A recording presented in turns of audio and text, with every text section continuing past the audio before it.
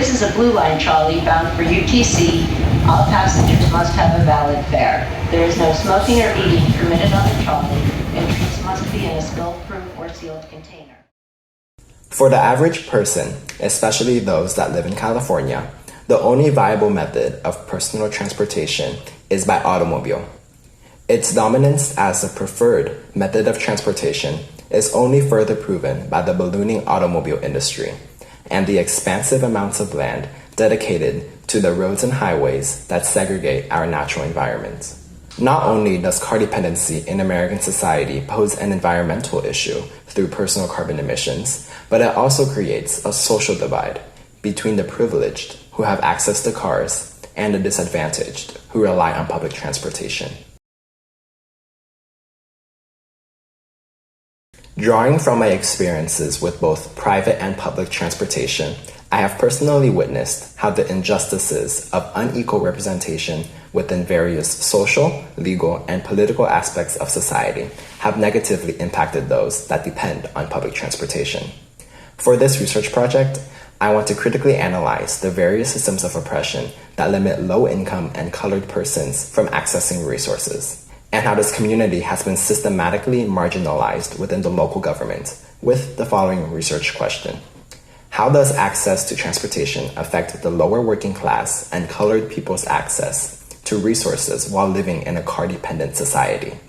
By looking at the correlations between access to transportation and access to resources, I aim to address how gentrification, capitalist-rooted car dependence, suburbanization, and marginalization within the local government have disproportionately hindered this demographic from accessing educational resources, employment opportunities, and social mobility.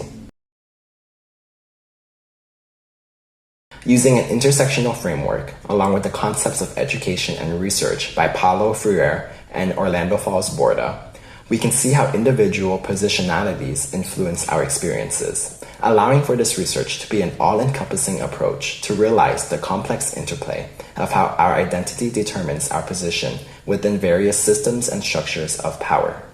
For a critical perspective of the current state of the world and the unjust social structures that exist within complacency, one must question the systems of power and domination around them. When institutional changes within the local and state government are not possible, we must raise awareness and empower the people with knowledge and resources to employ these changes themselves. By using participatory action research as a framework to account for all experiences, we can critically analyze and critique how systems of oppression, like gentrification and classism, have historically and systematically limited low-income and colored persons from accessing all kinds of resources while living in a car-dependent society. Not only does this allow us to start dismantling these oppressive social dynamics and stigmas, but we can also see how these positionalities have been influenced and imposed onto society, and how our identity determines our position within various systems and structures of power.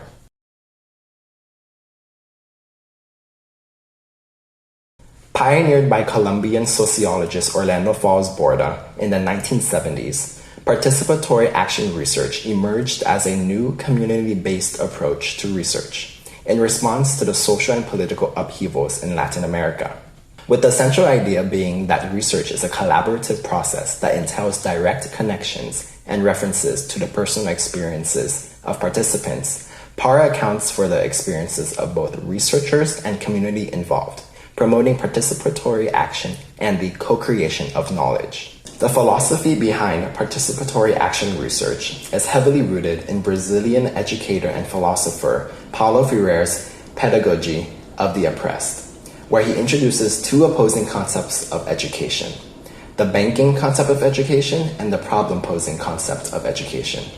Using the banking concept, the oppressive power dynamics of the teacher, who is considered knowledgeable and superior, and the student, who is considered ignorant and inferior, are upheld, as teachers are simply depositing information into the students, like one would do at a bank, who are expected to simply accept the information as the ultimate truth. This method of education leaves no room for critical thinking and questioning, halting the process of liberation, as students are expected to accept the current state of the world as it is and not to challenge it. On the other hand, the problem-posing concept takes quite the opposite approach, dismantling the oppressive power dynamics of teacher and student, and placing them as equals. Through the process of mutual learning, both the teacher and the student are engaged in the process of co-creating knowledge, as they both bring to the classroom their unique experiences and perspectives. The promotion of dialogue and debate serves as a practice of freedom, developing a critical consciousness to question and challenge oppression. Participatory action research roots itself in the involvement of community members during the research process, focusing on practical outcomes and real-world changes to empower marginalized groups. It encourages open dialogue, communication, critical thinking, and debate amongst researchers and participants, grounding the research into specific social, cultural, and political contexts in the community. In the context of public transportation, we can apply Freire's concepts of education and Falls-Borda's concept of participatory action research to this current event, the planning and construction of the OC Streetcar, which began on November 30th, 2018. In car-dominated Orange County, this proposed light rail line would serve downtown Santa Ana's historical district, specifically 4th Street, with connections to the Anaheim Regional Transportation Center. With the original route going through downtown Santa Ana, parts of Garden Grove, and the Anaheim Resort District, the tract served as an easy connection to bring tourist dollars into Santa Ana's historic district. But after heavy backlash from the community, Disneyland retracted their portion of the funding, and the Orange County Transportation Authority shifted the route to serve the Anaheim Regional Transportation Center instead. This raises the question, where is money for transit development focused? Instead of investing money into commuter rails, bringing employees to their jobs, public transit is often directed to serve higher income areas for recreational use, bringing wider, wealthier demographics into historically colored and poorer neighborhoods. Reception of the streetcar and its construction has been mixed amongst business owners and residents throughout Santa Ana. Some say that increased property value and more public transit options will benefit the community, while others are afraid that gentrification will destroy the cultural significance of the city. While construction of the streetcar can be quite inconvenient for residents who have to travel through the area, high school student Miguel Gonzalez Rosas has a different opinion. He says, "I think it was really inconsiderate of the local government to give so much funding to create a trolley system that wasn't really necessary. The acts of the Transportation Authority were careless and didn't really consider the residents and the business owners of 4th Street who could have used the money more. Now, many of the businesses I once went to are closing because they can't afford to pay rent. Instead of spending all that money on a trolley, they could have used it for more affordable housing or government programs." In terms of residents that live near the track construction and the broader community perspective, any increase in price is an existential threat to renters and possibly a threat to Santa Ana's identity if longtime residents leave the working class and majority Latino city and are replaced by a wealthier, wider population. Michelle Martinez, the city council member, was initially skeptical of the streetcar, but eventually cast the swing vote in 2014 endorsing its route through downtown Santa Ana. Martinez felt that more public transportation was needed, especially in Santa Ana, where 55% of residents do not have access to a car. She says, "The trolley is just one aspect to achieve this bigger version of a more middle-class community. It's city officials who wanted to be at the forefront, saying, 'I created a change. I brought more people with deeper pockets into the area. It's no longer filled with poverty or immigrants.'"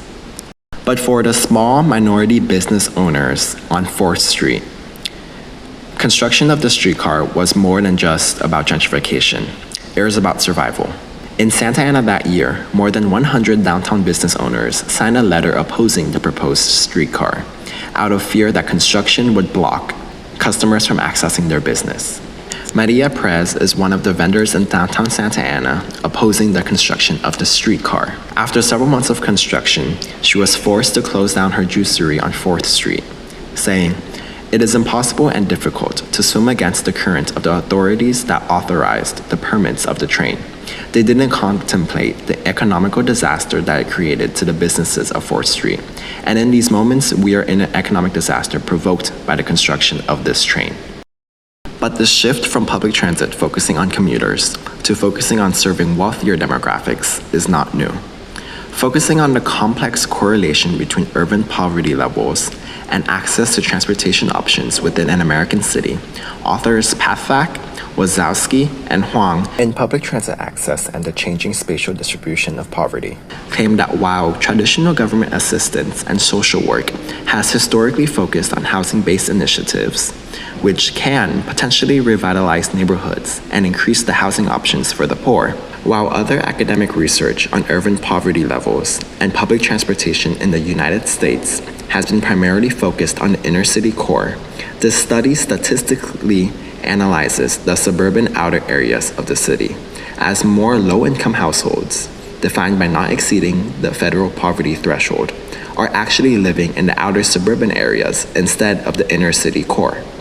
The authors provide context regarding the connections between the formation of bus routes that serve the more wealthy areas of the city and the development of public transit systems within those large urban areas, and how they neglect the suburban outer core.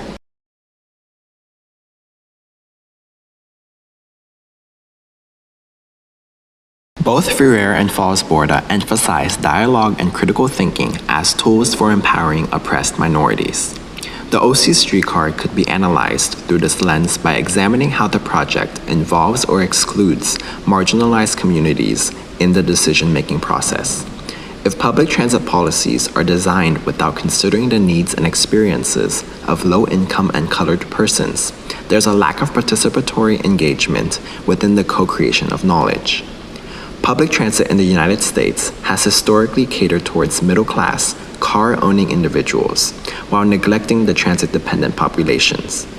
Not only does this reflect deeper social divides between the transit-dependent and the car-dependent, but it also raises questions of where funding is prioritized. The OC Streetcar could be a tool for liberation if it prioritizes transit-dependent needs, like access to better employment opportunities and educational resources for social mobility. However, if it only serves recreational riders, like tourists, the OC Streetcar could be critiqued for accelerating gentrification rather than prioritizing affordable and efficient transportation for local working-class communities. The goal of public transportation improvements should be to promote social justice by improving both the physical and social mobilities of disadvantaged communities. If the OC Streetcar disproportionately benefits only those who ride it for fun, then it doesn't serve local commuter needs, nor does it serve the local community needs, but rather it just deepens existing inequalities.